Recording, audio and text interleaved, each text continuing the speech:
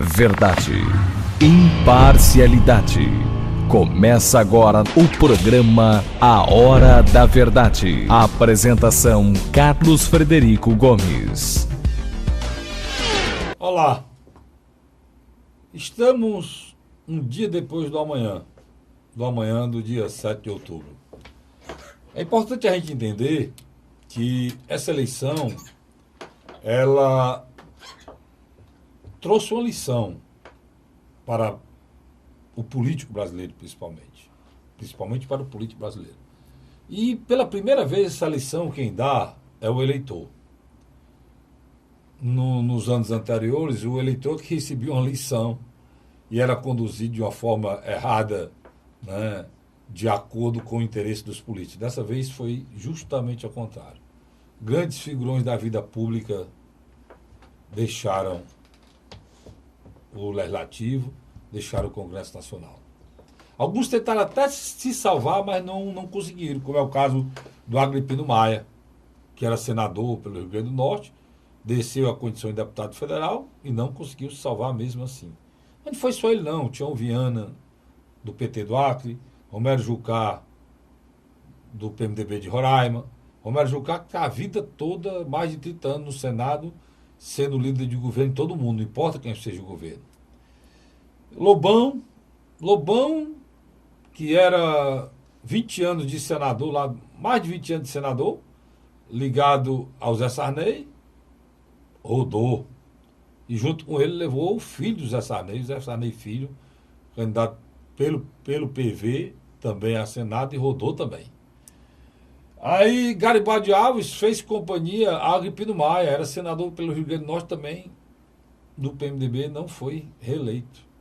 E junto com ele, Cássio Cunha Lima, vizinho ali na Paraíba, vice-presidente do Senado, também não foi reeleito do PSDB. Junto com o PSDB, veio também as angústias do presidente, era o vice, né? Veio a angústia do presidente, Eudice Oliveira, também não foi reeleito aqui no Ceará. Praticamente a mesa do Senado toda ficou fora.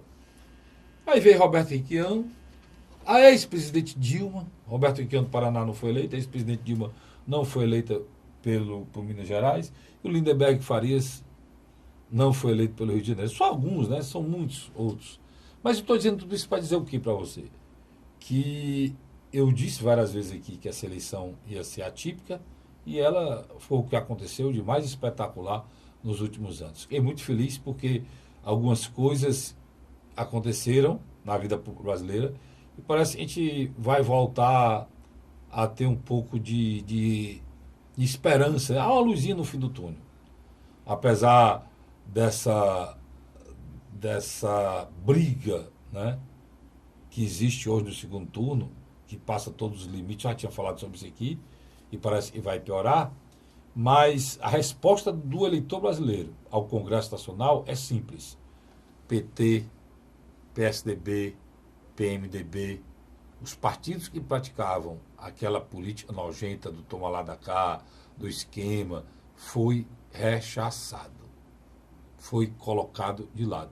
Alguns foram eles, foi. O Aécio comprou o mandato. O Aécio comprou o mandato de deputado federal. Vai voltar lá o mandato de deputado federal. Mas se Deus quiser, quando ele lá chegar, esse mandato não vai servir nem para ele ficar atrás do manto, né, do manto sagrado lá do foro privilegiado, porque esse foro já deve ter acabado.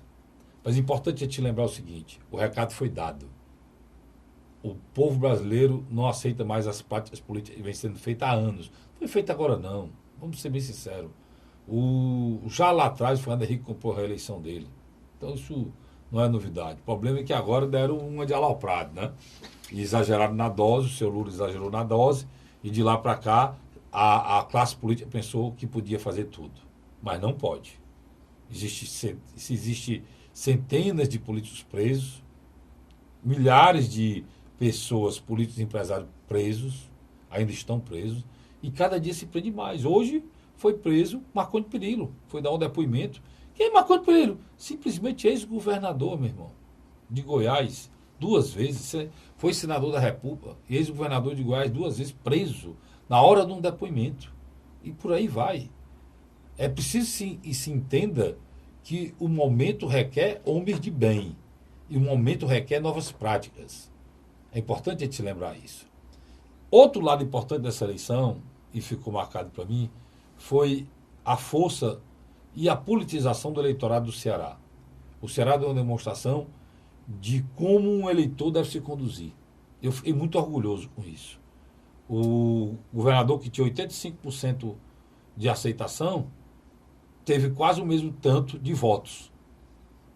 Foi a maior foi a maior eleição proporcional do Brasil todo. Foi o governador que tirou mais votos proporcional no Brasil todo. Ou seja, em termos de por percentual, foi o governador com a maior votação percentual do Brasil. Foi Camilo Santana, coroando um governador humilde, responsável, provedor e que coloca o seu Estado, a sua função, a sua missão acima de tudo, até das querelas políticas. Mas a mesma população que deu esse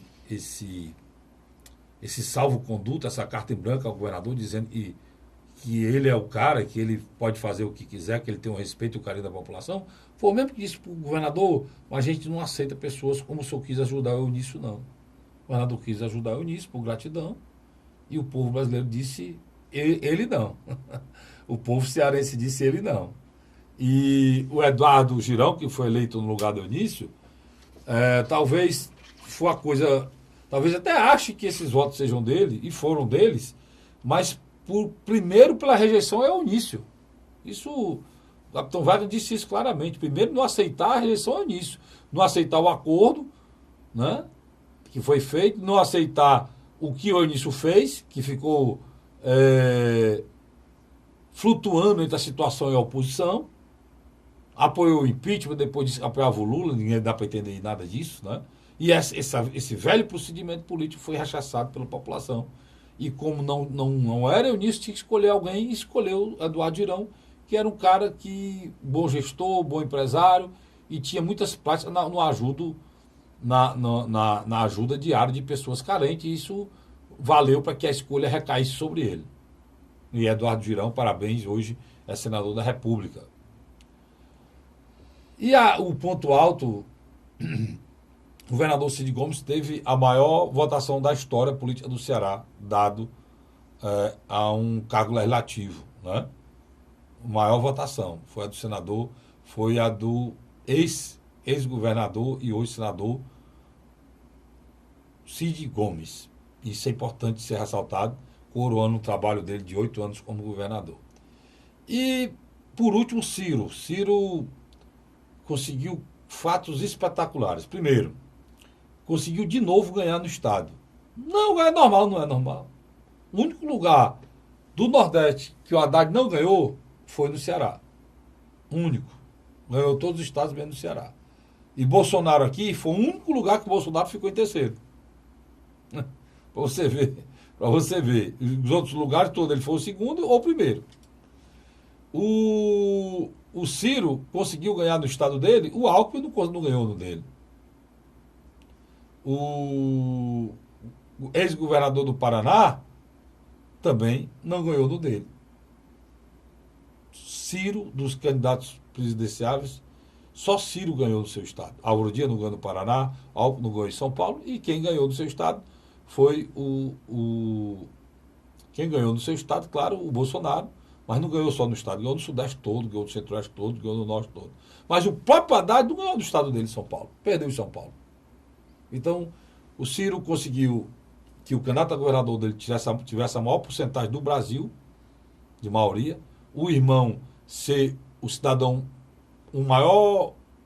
receber a maior quantidade de votos do estado de Ceará, é Cid Gomes, e ainda derrotou, teve uma postura correta de não apoiar o Eunício, leu aí o sentimento do povo cearense, o povo cearense acompanhou o pensamento dele. O governador apoiou, mas ele não apoiou, e o Eunício acabou sendo derrotado. E ainda por cima, ganhou no estado, e foi o único dos presidenciáveis que aumentou o que as pesquisas diziam. Fora Haddad e fora Bolsonaro, todos os outros caíram. Todos. Menos o Ciro. O Ciro tirou, no final, quase 3 pontos percentuais, acima do que dizia as pesquisas, falava em 9, 10, tirou mais, se manteve, se solidificou, se cauterizou como uma liderança nacional. Hoje é a figura principal que o presidente Haddad esperava, mas que não vai tê-lo. Está indo para o exterior, só volta no dia da votação. O PDT está dando apoio crítico, mais contra o Bolsonaro do que a favor do Haddad. E eu quero parabenizar a leitura do governador Ciro Gomes em relação a isso. Parabéns, governador, porque isso é que o seu eleitor esperava do senhor. Ou seja, uma postura fora dos extremos e, no caso, o senhor tem esse medo de que o candidato Bolsonaro represente um retrocesso, ou seja, é um atentado à ditadura. Se o senhor tem esse medo, o senhor se posicionou, o seu partido se posicionou a favor do outro candidato e o senhor acha que é mais democrático. Aí tudo bem, seu partido. Mas o senhor não vai se envolver, foi chamado para ser coordenador da campanha, foi chamado para mudar projeto, não quis mudar projeto de ninguém, não quis ser coordenador de campanha, não quis ser o cara como eles queriam que ele fosse, e vai viajar para o exterior, vai votar no dia da eleição. Eu quero parabenizá-lo porque entendeu. Ciro hoje é uma liderança guardada dentro do coração da população brasileira, para o futuro próximo, né, ser um candidato fortíssimo a presidente da República. Tá certo? Mais ou menos isso, Luiz, eu estou errado? Não, eu achei muito interessante essa sua abordagem no início do nosso programa, porque nós assistimos a um fato histórico, querendo ou não, nunca um candidato dito de oposição teve uma votação tão expressiva. Fernando Henrique Cardoso, quando foi eleito, era candidato da base governista, apoiado por Itamar Franco. Lula, quando foi eleito em 2002, era um candidato oposicionista, mas não tinha... Você está falando da votação do Bolsonaro. Do Bolsonaro. Mas, Luiz, é diferente agora, sabe por quê? Porque tanto o Bolsonaro como o Haddad era oposição ao governo tá aí, cara. Sem dúvida, sem dúvida. Mas foi uma votação. Não, mas todos os dois eram oposição ao governo tá aí. O governo tá aí nem pita. Eu nem me lembro mais que o Temer tá aí. Mas a coisa está tão feia entre esses dois candidatos aí para o Brasil, eu já estou... Não tem jeito de a gente pedir para o Temer ficar, não? Não, é mesmo. Essa sua abordagem aí, é mesmo. Não, Luiz? É que o Carlos Frederico está falando uma coisa que é interessante. Ambos os dois candidatos foram os que menos falaram sobre políticas públicas. Ele nunca... O Bolsonaro não participou de debate, porque houve a facada. Foi impedido, né? E o Haddad, quando chegou nos debates, já tinha tido vários. Participou no final sem o Bolsonaro.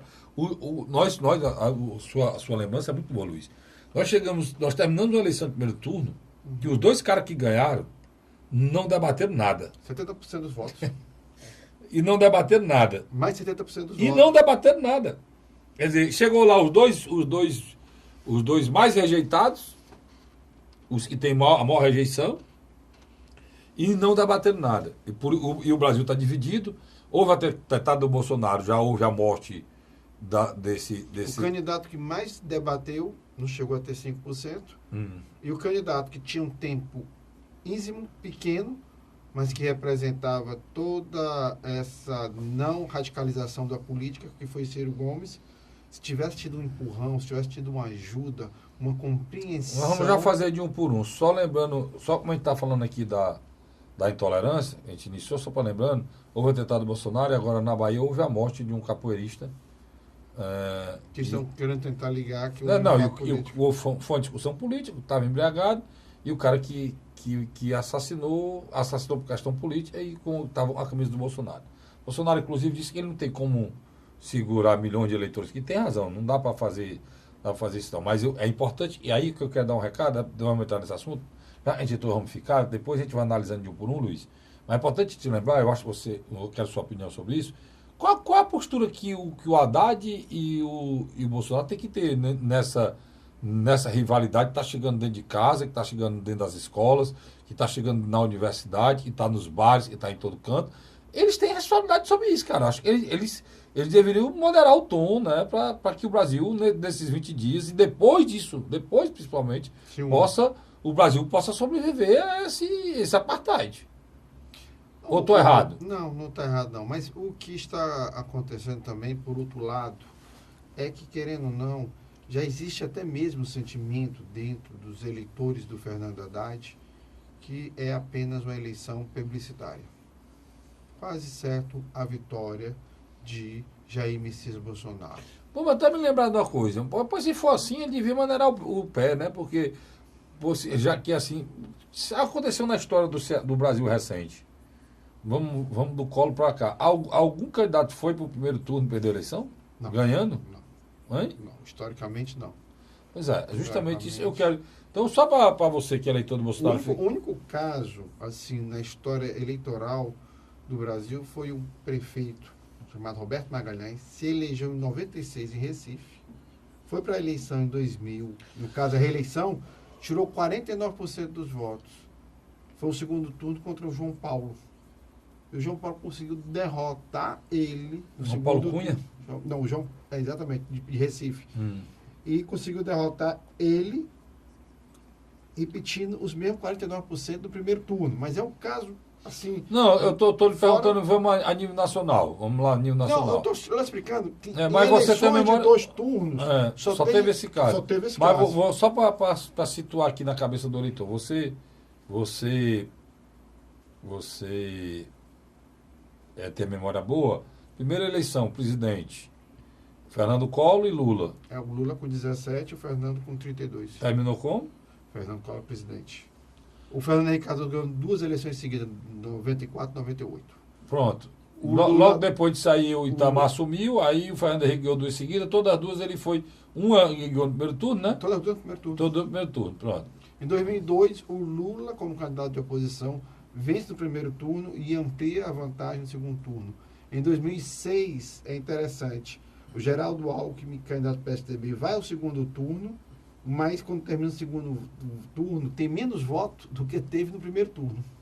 É um caso também... Vai ao segundo turno em segundo lugar, mas termina menos votos que tem no primeiro turno. De novo ganha Lula no primeiro turno. Vamos para a eleição da Dilma? Dilma vence Serra, tanto no primeiro como no segundo turno. Pronto. E vamos para a outra eleição da Dilma? Que é a Dilma vence no primeiro turno, o Aécio consegue ultrapassar a Marina Silva na véspera do e a Dilma vence no segundo turno. Só a diferença de 3 milhões. Foi a eleição mais apertada da história do segundo turno. Sem dúvida, sem dúvida. Nesse caso agora, Carlos Frederico, eu acho que dificilmente Jair Messias Bolsonaro perde esse Isso por quê? Porque a maioria, pessoal, são 18 milhões de votos. Hoje é dia... Hoje é dia 11. 11. Véspera do Dia das Crianças. Daqui 20 dias... Não, 18 dias, né? 17 dias. É dia 28, né? É dia 28. Daqui 17 dias é a eleição para o segundo turno para presidente da República. Tirar 18 milhões de votos em 17 dias. Hein? 2 finais de semana. Tirar 18 milhões de votos em 17 dias e sem debate, porque o fato novo dessa semana é que Jair Messias Bolsonaro não vai participar do debate que teria... Os primeiros debates. O primeiro que era para acontecer agora sexta-feira, né? Uhum. Não vai acontecer porque ele não... Os médicos não autorizaram. Proibiram a ida dele ao debate só a partir do dia 18, né? Ele não irá ao debate. E até o dia 18 deve ter até o dia 18 tem outros... Ela da Record da Globo, ele não vai. Não é? Ele não vai ao debate. Ah. Ele não vai. A tendência natural agora é como o Jair Messias Bolsonaro tem orientado a sua equipe. Primeiro, ele já deu um sinal bem grande. Ele não quer o Mourão falando nada. Nem bom dia. Não, ele desautorizou o Mourão, Luiz. Sinceramente, eu, se fosse vice-presidente do senhor Jair Messias Bolsonaro, eu tinha dito, pá, arranje outro. Eu não fico, não. Porque o que ele fez com o Mourão na Rede Globo Televisão, pro Brasil todo ver, ali para dar em 10 momentos, ele deu sozinho no vice dele, né? Vice dele. Então, ali ele desautorizou, ele humilhou, ele pisou no Apesar general. da vitória dele no primeiro turno, e quando ele deu uma entrevista, está ao lado de Paulo Guedes também foi orientado a não falar nada. Ele deu entrevista ao lado do Paulo Guedes, sem o Paulo Guedes abrir a boca. O Carlos Frederico, é o seguinte, o Jair Messias Bolsonaro tem uma noção que já é o presidente da República. Ele sabe agora que tem que administrar. ele recebeu em poucas horas, o apoio de todos os candidatos que estavam no segundo turno na região sul e sudeste. Isso é um fato histórico. Você tem uma ideia, no Rio Grande do Sul, os 2 candidatos apoiam ele. Em Santa Catarina, os 2 candidatos apoiam ele. Em Paraná, o Ratinho, que já venceu, o filho do Ratinho, que já venceu o primeiro turno, já declarou apoio a ele no primeiro turno. No Rio de Janeiro, ele tem um candidato, Wilson Witts, que era apontado como quarto colocado. Vamos falar sobre as pesquisas. E quando terminou a eleição, tinha mais de 40% dos votos. Esse é Jair Messias Bolsonaro. E eu acredito que o próprio Eduardo Paes, se também pudesse, apoiava também ele. Em Minas Gerais, ele tem um candidato, que é o Romeu Zama, do Novo, que 3 dias antes do primeiro turno declarou apoio a ele e subiu, e muito, quase também ganhando o primeiro turno, que já declarou apoio a ele. O próprio Anastasia tem simpatia por ele. Em São Paulo... o Márcio França não apoiou, mas... Sinalizou. A vice. Não, mas sinalizou e já avisou que não quer o apoio do PT. No Mato Grosso do Sul... E o Dória já apoia, já é Bolsonaro. No Mato Grosso do Sul, os 2 candidatos também apoiam. Aí o Amoedo não declarou apoio, mas no final está apoiando e por aí vai. Tá apoiando. Então, Carlos, esse fenômeno é um fenômeno ímpar. Então, na minha avaliação... Tem mais uma coisa ainda além disso aí. Você sabe, e é que as pessoas não estão fazendo as contas, mas a gente é daqui, sabe? Só um detalhe. Quem faz a eleição no Nordeste, aonde o Haddad ganhou, são os governadores e deputados estaduais. Quem faz eleição, quem incentiva, quem leva as pessoas. No segundo turno tem nada disso. Os deputados estão eleitos, já estão cansados, não vão mais se envolver, nem estadual, nem federal. Os governadores, a maioria do Nordeste foram reeleitos, não tem campanha no Nordeste, e aonde o Haddad podia tirar uma votação melhor, é onde ele está mais Só que é um detalhe. Ninguém fez essa avaliação por aí, não. Eu estou fazendo. Quando você coloca a cidade do Nordeste com mais de 200 mil habitantes para cima, quem ganha é Jair Messias Bolsonaro. Aí esse voto não precisa de ninguém. Esse voto já vai naturalmente. Né? Mas o voto do interior, das pessoas que precisam do carro para levar... Aquela cidade de 50 mil habitantes para baixo, aí o que o cara dele está querendo colocar? Que existe uma logística que quem faz... Foi desmontado. E foi desmontado. Concordo com você plenamente. Essa logística foi desmontada e até a vontade do eleitor ir também é menor do que... O eleitor não vai votar só para o presidente, vai votar para o deputado dele, para o deputado federal dele, vai votar para o governador dele, né? Então é diferente de votar só para o presidente, né? Sem dúvida, sem dúvida. Eu vou para um rápido intervalo, não sai daí não, tem muita coisa para a gente falar. A gente vai falar sobre de novo, mensagens discriminatórias com o povo nordestino. Esse povo não entendeu, esse povo não entende nada aí, fica falando em política. Nós vamos falar também aqui no segundo bloco sobre as pesquisas, e furaram foi alto, coisa que eu falei aqui o tempo todo, e agora a aferição chegou, eu tenho como provar para você não seguir mais pesquisas. E nós vamos falar também da eleição aqui no estado do Ceará. Sai daí não, a gente volta já já. A Hora da Verdade.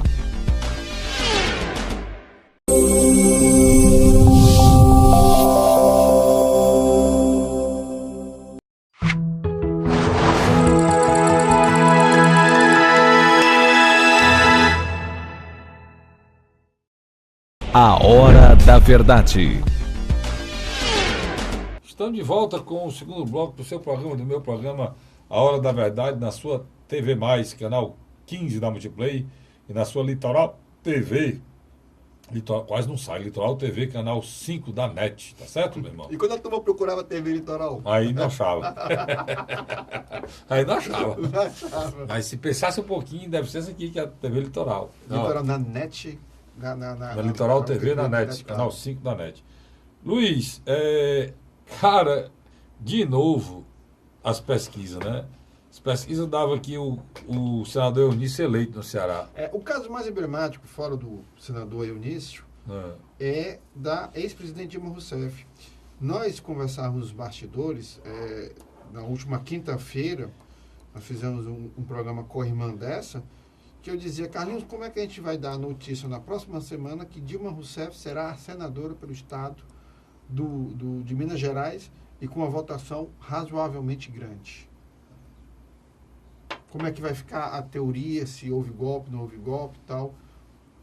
Quando chegou no sábado, eu liguei para o Carlos Frederico e disse, Carlos, o Datafolha e Ibope disse que ela vai ganhar. Só que, na boca de urna, o que foi que o Datafolha e o Ibope disse, Carlinhos, no domingo? Que ia se perder. Que ela ia perder e ia ser a quarta colocada. E aconteceu. Mas você sabe o que é isso, Luiz? É porque, na realidade, pessoal, isso não é erro, não. Isso é indução. Indução pura. Ele induz, eles recebem dinheiro para isso e fazem.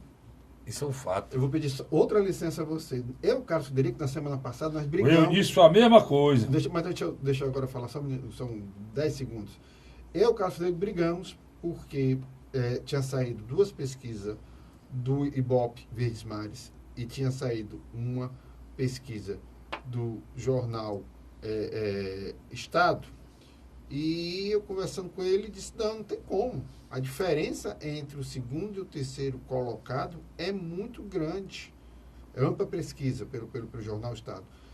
É muito grande, Carlos. Não tem condições de vencer. E o Carlos dizia para mim que o Luiz Eduardo Girão estava encostando e iria virar. Eu dizia, não, Carlos, você está de brincadeira. Você está querendo gozar. Vamos dar essa informação equivocada, não. Nós brigamos. O pior de tudo é que internamente o povo sabia que era pesquisa real, né, Luiz? Mas do lado de fora... A outra estava induzindo. Então, definitivamente, eu quero dizer para você, vai pesquisa de novo aí. A maior ameaça à nossa democracia, e tem muita gente falando besteira, é as pesquisas. Essa é uma ameaça concreta à nossa democracia, Luiz. Essa sim é uma ameaça concreta. Porque ela induz o voto do eleitor. Ela retira a possibilidade, a história do voto útil, de o eleitor permanecer com o seu candidato. O Ciro só conseguiu, Luiz, permanecer com o candidato dele, porque o Ciro tira a segunda melhor campanha na internet. Você sabe disso. Você alertou para mim. O Luiz disse aqui para mim logo no início, Carlinhos, o Ciro está pronto para disputar a eleição nas redes sociais. Né? Coisa que só estava pronto o Bolsonaro. Os outros não estavam, mas o Bolsonaro estava. E o Ciro era o segundo que estava melhor nas redes sociais. Por isso que ele se manteve. Por isso que as pesquisas não desidratou o Ciro. Com toda a sabotagem do PT e do ex-presidente Lula. Né? Não, total, sabotagem total. Eu fiquei feliz com essa decisão que ele tomou aqui, já falei no início, porque ele não aceitou a tutela. E você não pode apoiar um candidato declarado, participar do candidato e fica pedindo a benção a uma pessoa que está presa. Até que o presidente Lula disse, não vem mais não. Até o presidente Lula não vem mais não. Agora essa semana não vem mais não. A decisão do presidente. Tem nada que eu estou falando, não estou falando do candidato Haddad aqui. Eu estou falando aqui das pessoas que fizeram esse jogo sujo, politiqueiro barato, da cúpula do PT nacional, Na figura do Gleice Hoffmann. que fizeram com o Ciro. Gleice Hoffmann principalmente. Gleice Hoffmann. Porque esse tipo de modelo de política é que o povo brasileiro está rechaçando. É isso que o povo rechaçou nas urnas aqui, ó.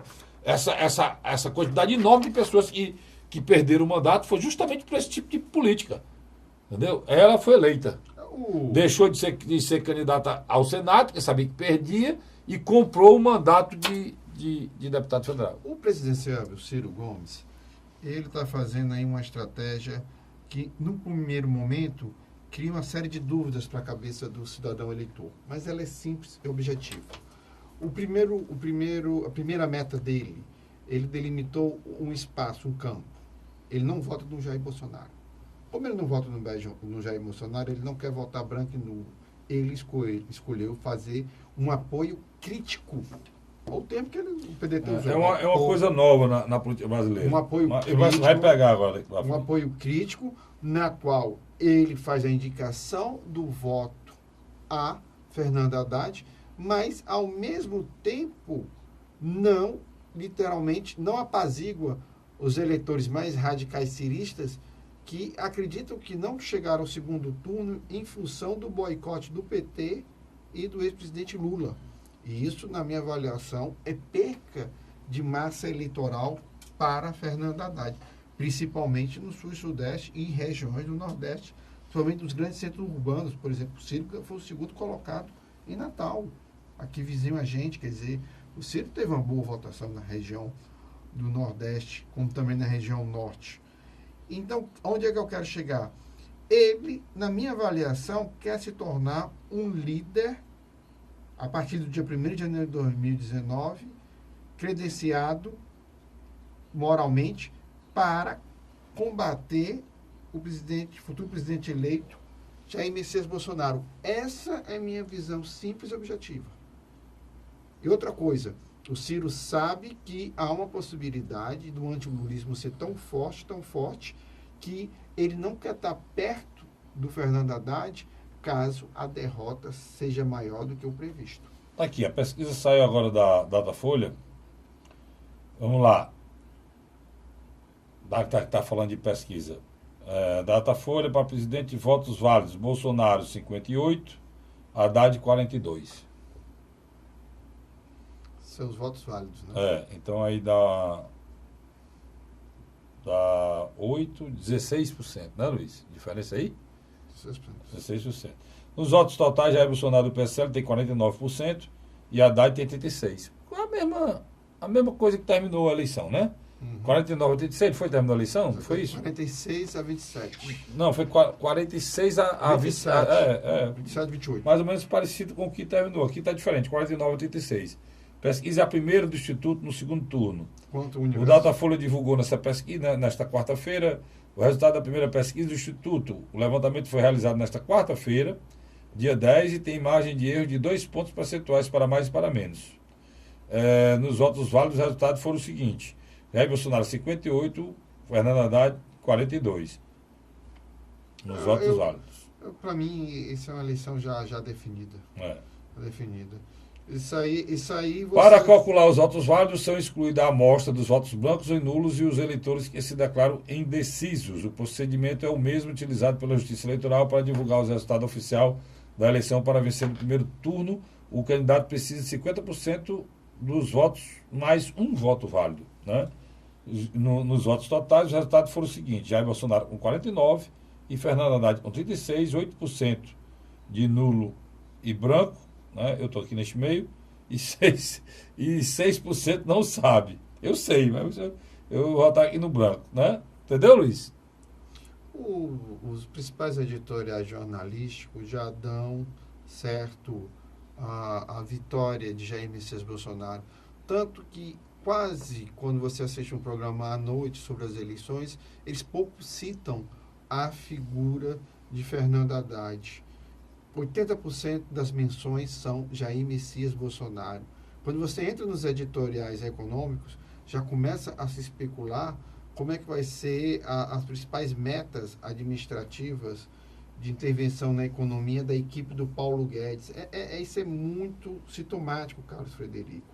E para piorar a situação do Fernando Haddad, a figura que ele mais se aproximava, se acorava e ia pedir conselho, como você bem colocou, já disse: meu querido, não venha mais aqui. Eu gostei do meu querido, você falou igualzinho a ele. Não venha mais aqui. Meu querido, por favor, né? Não venha mais aqui. Olha, deixa eu lhe dizer aqui. Mas não é porque ele gosta de Fernando Haddad, não, porque as pesquisas... Porque ele sabe da força que tem hoje o antilulismo. Olha, para calcular, para você ter ideia aqui, 49, eu estava querendo só ver, a pesquisa fez umas perguntas em relação à transferência de voto. O Instituto perguntou o apoio de Marina Silva a um candidato a presidente de segundo turno. Poderia levar a escolher esse candidato? 11% disseram que sim. Faria você votar nesse candidato? 11%. Seria indiferente? 72%. Ciro Gomes. Se o apoio de Ciro Gomes a uma candidata a presidente do segundo turno da eleição deste ano, poderia levar você a escolher esse candidato? 21% disseram que sim. 11% faria você não votar nesse candidato também. Seria indiferente 63%. Né? Então... O eleitor cirista, literalmente, ele é um voto muito personalista. E aqui tem uma coisa assim: na sua opinião, qual dos candidatos Ciro deveria apoiar no segundo turno? Fernando Haddad, 46%, e Jair Bolsonaro, 40%. Totalmente dividido. Né? Então, por isso que eu digo que... Totalmente dividido. Eu acho que ele viu essa pesquisa e tomou a decisão correta. Ele já tinha essa pesquisa. E fazer essa viagem, não se envolver nesse processo. O eleitor dele não era nenhum dos dois. O eleitor dele era dele. Né? O eleitor dele é dele. Né? É o eleitor mais crítico que tomou a decisão por avaliação, sem paixão, sem ranço, sem fígado, né? Sem a raiva. que os outros dois estão votando, né, Só Luiz? tem um detalhe. Esses 40% que estão indo para Jair Messias Bolsonaro já eram antilulistas. E esses 46, e esses 46 que estão indo para Fernando Haddad, uma parte já era lulista, mas acreditava que o Ciro era uma melhor opção do que qualquer outra candidatura vinda do PT, e uma parte desses 46% só vai votar no Haddad porque não quer votar mesmo no Bolsonaro e não quer votar branco nulo. Ainda tem esse detalhe.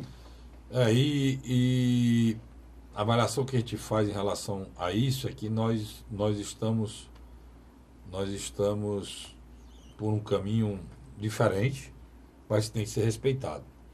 Eu estava ouvindo algumas besteiras por aí, e eu não gosto de ouvir essas coisas, e me revolto muito, porque assim, tem gente que quando o candidato é da esquerda ou é de centro-esquerda, tá tudo certo, é democrático e tal. Quando é o candidato de direita, não é. Isso é idiotice, pessoal. O mundo virou fascista, né? Isso é idiotice. Vou dizer, o mundo virou fascista. Eu vou dizer, né, por que idiotice. Porque a Europa toda hoje tem lá, a Europa está toda votando na direita. Extrema direita. Nos Estados Unidos tem um candidato de direita. E a nossa democracia tem que ser maior do que isso, cara. Não pode ser menor do que isso. A democracia tem que ser maior do que isso. É muito interessante, cara, Frederico. Esses mesmos eleitores dito de centro-esquerda, eles não fazem uma autocrítica dos equívocos que o Partido dos Trabalhadores e seus aliados fizeram à frente do governo. Não. O problema, Luiz, o PSDB foi no mesmo ritmo de não fazer uma autocrítica a Aécio Neves e os seus bandidos de estimação. Tá lá. Beto Richa não se elegeu senador, não. O Marcondes Perillo, ex-governador de Goiás por vários mandatos, nessa última quarta-feira foi preso. Tem muita coisa que o Bolsonaro fala que até um sonho a gente ouvir. Todos os meus ministros serão escolhidos por capacidade técnica. Você toma lá da casa. Isso é um espetáculo para a democracia. É o canto da Isso é um espetáculo para a democracia. É o canto da série dele. E então 30 ministros, sabe, está pela metade. 15. Outra coisa espetacular. Outra coisa importante. Olhar, discutir a questão da moralidade penal. Vai fazer. Isso não é questão de direita e esquerda. Isso é questão que o Brasil evoluiu, que as crianças de hoje não são igual às crianças de ontem, e tem muito menino aí se escondendo atrás da moralidade para matar gente. O pichote dos anos 80 não é o pichote de hoje em dia. Isso não tem nada a ver com direita e com esquerda. A história também dos ministérios não tem nada a ver com direita e esquerda. É uma pancada violenta na esquerda aí, para ela criar vergonha na casa e dizer, olha, nós vamos reduzir também para 15, né? E nós vamos escolher por critério técnico. Porque o que foi feito nos últimos anos nesse país é imoral. Entregaram o Ministério da Saúde aí a qualquer vagabundo que tivesse voto no Congresso Nacional. Você tem uma ideia, só para colaborar com o seu gosto desse termo, com a sua argumentação, com a sua tese? O eleitor deu cartão vermelho a políticos que há 30 anos mandavam no Congresso. E todos? Por exemplo, um Jucá da vida. O Lobão. O Lobão. Tá aí dois aí. O Lobão, o Jucá simplesmente era lei do governo, o Lobão era presidente da principal comissão do Senado. O Garibaldi Alves. Também foi presidente do Senado. O Cássio Cunha Lima, vice-presidente do Senado. Edilson Oliveira, presidente do Senado. O Agripino Maia. Agripino Maia mandou a vida toda lá dentro, não foi eleito nem deputado federal. Então, tem muita coisa. O que é importante dizer é o seguinte. Um político como o Eduardo Suplicy, que é um homem sério, indiscutivelmente. Mas não foi, mas adentrou na loucura de fazer uma defesa irracional ao ex-presidente Lula. O paulista que gosta dele como figura humana deu um cartão vermelho. O problema que o PT não entendeu, aí é a questão deles. Dilma Rousseff, o presidente Lula, que fez muito pelo povo nordestino, e o povo nordestino, nessa votação que deu aqui, as pessoas saem a crítica, teve até xenofobia, né? Horrível, né? Como fizeram uma vez, fizeram a segunda vez. Quando terminou a eleição do Aécio Neves agora. Você ter discriminação, xenofobia de um país para o outro, tudo bem, é normal. Eu estou indo para a Espanha, eu não sou espanhol, estou indo para a Espanha. Lá eu vou lá cheio de direitos, sem eu ter pago imposto da minha vida, ter feito nada pelo país. Isso justifica a xenofobia. Mas você, nordestino, ser discriminado e humilhado no seu próprio país, isso é imoral, vergonhoso. Isso devia ser caso de cadeia nesse país, mas não é. Né? Não é. É só quando eu tenho vontade de ser deputado federal, para votar uma lei nacional tornando crime hediondo a discriminação, como tem com o racismo, né? Porque você ser nordestino, olha, como tem é crime a discriminação contra o negro e é crime a homofobia, né? Você já imaginou um nordestino negro, nordestino e gay, homossexual. Pegar homem desse, vão destruir lá no sul. Né? Você está entendendo o que eu quero dizer? Então, é preciso que alguém olhe para isso, mas ninguém olha. Mas o enxurrada, 1.300.000, 1 milhão. Olha, foi a coisa mais discriminatória no Twitter nos últimos dias, foi contra o povo nordestino. Eles querem atribuir, mal sabe ele, Luiz, que dos últimos anos para cá, foi a vez que o PT teve menos votos na história do Nordeste, foi agora. E um detalhe muito interessante, o próprio Bolsonaro tem feito discursos na timeline dele, nas redes sociais dele, mandando recados objetivos para o povo nordestino. Quer dizer, o próprio Bolsonaro está indo no caminho inverso desses. Então, como eu estou fazendo a crítica aos dois, o Bolsonaro pega essa pecha aí de misógino, de machista, mas foi ele que construiu. Ele que tem que desconstruir. E de torturador foi ele que construiu. Pô, no dia, ele tem que desconstruir. No dia da votação do impeachment, diz: olha, se vota pro Ustra, né? O general Ustra, que é um torturador. Então, 2016, aquilo não havia necessidade. Ele é que tem que desconstruir isso. Aquela confusão dele com a Maria do Rosário, a outra, e rodou, Luiz? Não, voltou. Voltou. Aquela construção dele com ele tem que desconstruir. Por exemplo, ele deu uma entrevista agora na Bandeirantes que eu já gostei, adorei. Primeiro, ele de entregar tudo. Agora disse o seguinte: não vai mais entregar os mananciais, as hidrelétricas, não vai fazer a privatização da Eletrobras como o Temer queria, entregando tudo da gente, vendendo o nosso país para os chineses. Carlos, isso é uma coisa. Entre nós, o núcleo duro das nossas forças armadas intelectuais que tem lá dentro. Mas ele não diz isso, não. Não, mas estou dizendo, sempre defenderam um papel do Estado como um indutor de crescimento, tanto de renda para a população mais carente, como um papel primordial na economia. A Luiz, ele não disse isso, não, Luiz. A última entrevista que ele deu na Globo, aquela que ele deu da confusão, ele sugeriu até privatizar até a Petrobras. Mas é isso que eu estou dizendo. Banco do Brasil e Caixa Econômica. Ele recebeu pressão de muitos setores que o apoiam. Espera, que isso, rapaz? Você está com um discurso. Isso é uma sandice. Você pegar o sistema elétrico brasileiro. Não, mas não é que esse é lucrativo. Lucrativo ele é. O problema é que lá está cheio de ladrão. É aparelhado por ladrão. Mas você pegar o sistema elétrico brasileiro, que está localizado nos nossos principais mananciais, ou seja, nas nossas principais sistema hídrico brasileiro, as nossas águas. O Brasil é um país que tem a maior água doce do mundo. Daqui 50 anos, o povo está brigando por água no mundo, não é por petróleo, não. E aí nós vamos entregar a China. Por que a China, Cássio? Porque os empresários que querem comprar a Eletrobras, o nosso sistema hídrico e as nossas águas todas, eles são empresários chineses. Na China não tem empresário, tem estatal. É o governo chinês que está comprando o Brasil, mano. Terra e água. E ele disse isso aí na Band, e eu já fiquei contemplado e satisfeito. Porque nós também temos dois lados, né? Então, pelo menos isso aqui é um ponto positivo. Né? No resto eu falo depois aguarde aí que tem mais. Eu falo depois do intervalo, rápido intervalo, volta. Vamos sair daí, porque eu vou falar do outro também. O outro também mudou o discurso. Está mudando até as cores da campanha. Todo mundo verde e amarelo. Então, todo mundo mudando tudo. Eu volto já, não sai daí não. A Hora da Verdade.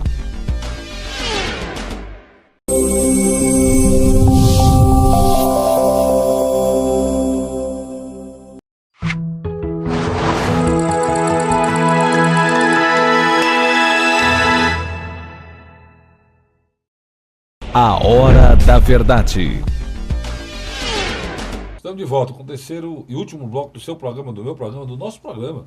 A Hora da Verdade na sua TV+, canal 15 da Multiplay e na sua Litoral TV, canal 5 da NET. Aqui por trás das câmeras está meu companheiro Vicente Dagoberto. Ele não gosta de Dagoberto, não. Meu amigo Vicente. É leite, é? É queijo. O meu amigo Vicente aqui com a gente. Olha, vamos lá. Eu deixei a história do outro lado, no segundo bloco, a história dos dois lados, né? Um lado, o Bolsonaro disse algumas coisas que interessante. Essa de não privatizar o Banco do Brasil e a Caixa Econômica, eu acho que é fundamental para o desenvolvimento do Brasil. Caixa Econômica é quem faz o Bolsa Família, é quem paga o Bolsa Família, a Caixa Econômica é quem faz o Minha Casa Minha Vida. Ele mude o nome do programa, mas continua fazendo. A Caixa Econômica continue fazendo casa para pobre e para classe média, isso que é importante. Ele mude o nome lá, quem não quer mude o nome. Mas continua, o Banco do Brasil continua financiando o agricultor. Então, ele dizendo que não vai privatizar, eu já fiquei satisfeito. E aí, em relação à Eletrobras, tá certo? O Haddad desqualificou, e eu achei interessante, o Zé Disseu, né, Luiz? Tu viu a frase dele? Mas para o telespectador, o Zé Disseu, na véspera do final do primeiro turno, disse que não basta ganhar só a vitória eleitoral, é preciso conquistar o poder e mudar Tomar o poder. Tomar. E se toma o poder, não se toma poder democraticamente, se toma o poder de forma ditatorial. E por isso o Haddad disse que esse rapaz não fazia parte da campanha dele. Ele foi orientado, provavelmente, por alguns setores. E a novidade agora é que ele também parece que não vai mais visitar o presidente Lula na cadeia. Eu disse aqui no início, né? Até terminar a eleição. E a outra novidade é que agora o vermelho vai diminuir na campanha. Não, desapareceu. Né? Não vai diminuir, não. Vai desaparecer. É uma estratégia que eles estão repetindo do Lula. O Lula, em 98, ainda usou a cor vermelha no seu slogan, mas já com verde e amarelo. Em 2012 em diante, os candidatos petistas nem usaram a cor vermelha. O Haddad usou agora para atender um pedido dos setores mais radicais e mais à esquerda do Partido dos Trabalhadores. Por isso que eu estou dizendo que vou votar branco, Luiz. Porque está todo mundo verde e amarelo agora. Idênticos, né? Idêntico. Eu vou votar branco, porque eu não aguento, cara, essas coisas. O que é que eu acredito? É que o Bolsonaro antes do primeiro turno ou o Bolsonaro do segundo turno? Quem é que eu acredito? O Haddad antes do primeiro turno ou o Haddad do primeiro? Você viu o plano do PT, macho? Ele fala até em controle da mídia, mano. E parece retirado também de lá, né, Luiz? Esconderam. Já começaram a esconder. Os dois falaram que iam fazer uma nova Constituição. Na nossa Constituição não tem como, não tem nenhum item lá que fale nova Constituição. A não ser que você pode fazer uma revisão da Constituição, processo de revisão, uma reforma. Constituição nova não. Os dois queriam fazer duas Constituições. Ou seja, duas visões autoritárias, você quer dizer. É isso. Um de esquerda e um de direita. E agora todos os dois, Luiz, voltaram atrás. Voltaram atrás porque, querendo ou não, agora também o eleitor de centro, ele quer fazer uma aposta em alguém que vai comandar o destino dele por 4 anos em matéria de políticas públicas do governo federal. Não é pouca coisa não, Carlos Frederico. Mas, Carlinhos, renovação... Saindo da questão nacional, nós temos 10 minutos aí, Luiz, nós vamos para a questão estadual. Bem rápido. E eu queria que a gente lesse logo quem serão os nossos representantes lá no Congresso Nacional. No Senado, você já sabe que é Cid Gomes, com a maior votação dada a um congressista na história do Ceará, né? Cid Gomes, e Eduardo Girão, que derrotou Eunício Oliveira. Essa derrota do Eunício era um sentimento de muitos cearenses que não aceitava a maneira que ele conduziu, principalmente nos últimos 2 anos no mandato dele. Você pronunciava já. Você foi um dos poucos... Eu mesmo reconheço que eu não via essa derrota de Eunício de Oliveira. Mas você colocou... Era a rejeição que era muito alta, né, Luiz? A rejeição que era muito alta.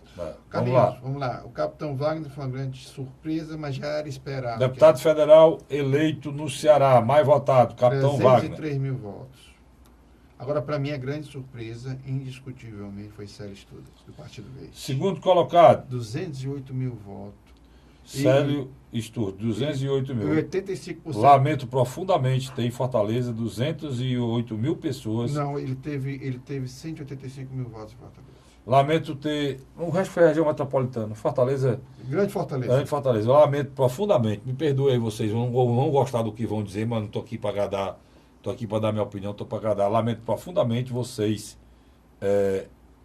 A preocupação de vocês seja a preocupação do cidadão londrino, ou do cidadão do parisiense, do londrino, de um cidadão holandês, ou norueguês, ou dinamarquês, que a família já está contemplada, que os filhos já têm de estudar, que já tem hospital na hora que precisar, que já tem casa, que já tem saneamento básico, tem tudo. Vocês estão preocupados em eleger um deputado e vai defender interesse de gato e cachorro. Mas cada um faz o que quer, né, Luiz? Cada um faz o que quer. A Luziane e o Guimarães retornaram a casa. Mauro Filho já era uma vitória esperada. Só um instantinho. Luziane e Guimarães. Parabenizar aqui a ex-prefeita Luziane, porque eu não esperava, Luiz. E ela teve, se tudo se tocou, ela teve 40 mil votos a mais do que a da eleição passada, né, Luiz? Foi, ela teve um e na eleição passada ela tinha sido da prefeitura há pouco tempo. Ela então, teve um recall agora. Vou lembrar duas coisas aqui que vocês não rapidamente não se tocou. Né? Várias pessoas ainda não assimilou essa questão. O aumento dos votos da Luziane e acende a luz amarela, sabe quem? Lá na prefeitura, Luiz. Concordo. Porque se a Luziane está crescendo, isso aqui é insatisfação. Eu acredito que ela deverá se reaproximar do governador junto com a ponte construída por Guimarães. Isso aqui é insatisfação, né? E acende a luz amarela lá. Outra luz amarela e vai acender lá, eu digo no final. Continua, Luiz. O Mauro Filho já era esperado. Esse é o voto de qualidade. É engraçado, o Mauro Filho e o Edivan, que é o ex-secretário. O Edivan é secretário de Educação, sendo também, reconhecido pelo trabalho dele na educação são dois do Estado do Ceará. O AJ Albuquerque, pela estrutura que tinha, nós também já sabíamos que... Ex-prefeito de Massapé e filho do Zezinho Albuquerque, a estrutura... Também, até um dia desse também. A logística é muito alta. Estava numa das regionais de Fortaleza. O Roberto Monteiro também era outra pessoa. Deputado estadual, candidato a deputado federal, tinha uma estrutura grande. O Moses Rodrigues, na minha avaliação, é uma vitória importante porque eu acho que deverá ser a maior liderança do MDB. Hoje é verdade. Com a saída do Eunício. Com a saída do Eunício ficou ele, porque se solidificou. Na primeira campanha ele teve o apoio do Cid, né, na época, depois ele rompeu, né? E agora ele se solidificou como liderança. Adversário do Cid. Pedro Bezerra, filho de Arnon Bezerra. Aí é a força da prefeitura de Juazeiro. Sem dúvida, mas o Genesier Noronha, Domingos Neto, já era esperado, são parlamentares. Genesier Noronha já tem um trabalho o Domingos Neto também. E está se solidificando como uma liderança cristalizada hoje no Estado do Ceará. Ele e o Domingos Neto, a mesma análise. Domingos Neto, a mesma coisa. O Denis Bezerra, que é apoiado principalmente pelo prefeito de Cláudio Pinho, foi uma surpresa. O Denis Bezerra, ele é o candidato dos cartórios, né? O Cláudio Pinho, que o Luiz fala aí, é o prefeito de São Gonçalo, que já foi representante dos cartórios aqui no Estado de Ceará. O André Figueiredo, na minha avaliação, foi uma eleição atípica. Eu esperava até que ele tivesse uma votação menor. Ele até me surpreendeu. Tirou o quê? Tirou 103 mil votos. Tirou mais Figueiredo, do que na última eleição. O André Figueiredo não é novidade para mim. E tem uma coisa que ele está muito chateado. Se ele tivesse sido candidato a senador, ele hoje seria senador da República. Isso eu também concordo com você. O Roberto Pessoa tirou 102 mil votos. Mas pelo que ele trabalhou, não foi uma votação tão grande, não. Mas ele estava fora da vida pública, Luiz. Tava. Né? Não, mas... Foi eleito deputado federal com 102 mil votos e elegeu a filha. Muito bem eleito. Sem dúvida, mas você concorda comigo? Ele trabalhou para um universo bem amplo. O Leandro Cristino, nós já sabíamos que ia voltar. Aí a força aí não é nada pessoal dele aí. Né? É a força do Cid e do Cid. O Ronaldo Martins teve a votação igual à da eleição passada, mas não entrou. Interessante. Teve mais de 100 mil votos, mas não entrou. O Heitor Frei, que é o candidato do PSL, teve quase 100 mil votos, entrou. Tá entendendo? Mas foi ajudado pelo voto de legenda. Esse é o cara do Bolsonaro aqui. O Eduardo Bismarck também foi uma eleição esperada. Essa é a força da prefeitura de Aracati. E o próprio pai dele mostrou que tem uma a força da prefeitura de Aracati, que o pai é prefeito de Aracati. O Aníbal Gomes, para mim, foi uma surpresa negativa, porque um homem que sempre tirava 180 mil votos, nessa eleição ele não tirou nem 80 mil votos. Pois é. O Odorico tentou retornar, também não conseguiu. Não tinha força política para isso. O Zé Ayrton conseguiu voltar com a votação pífia, 74 mil votos, em relação mas na coligação certa. Na coligação certa. O Júnior Mano é uma novidade, um empresário. Empresário.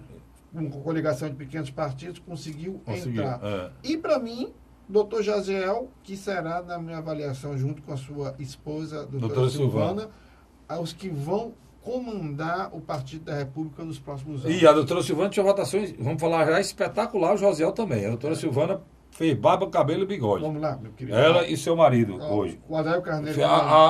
O cordão de 3 dobras deu certo. Um aqui e você lá, né? Deu A certo. gente não tem tempo. No próximo nós. programa a gente vai ter que discutir. Vamos para sobre estadual. Vamos lá. Adair Carneiro, Gorete Pereira, Chico Lopes, Danilo Forte, Cabo Sabino, Raimundo Marcos. Todos esses aqui rodaram. E por último, um que ninguém esperava que retornasse, mas retornou por causa do Capitão Wagner, foi Vaidon Oliveira. Capitão Wagner puxou o Vaidon. Você vê como é as coisas. Capitão Wagner deu uma de Freixo. Lá no Rio, o Freixo puxou o Jean Willis.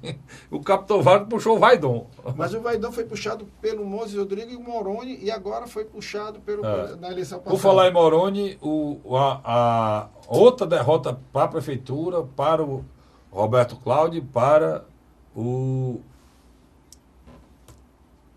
Moroni.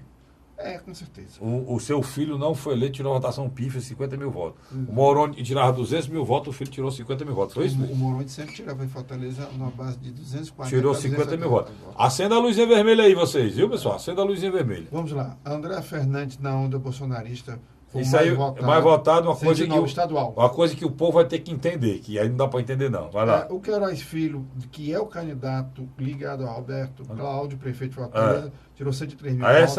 Essa é a vitória do Roberto Cláudio. O Sérgio Aguiar tirou 100 mil votos. Aí é esperado, deputado. E no próximo programa a gente vai falar um pouco mais sobre deputado, mas continue. Outras coisas. Fernando Santana também era a vitória esperada, com 95 mil votos. Primo do governador.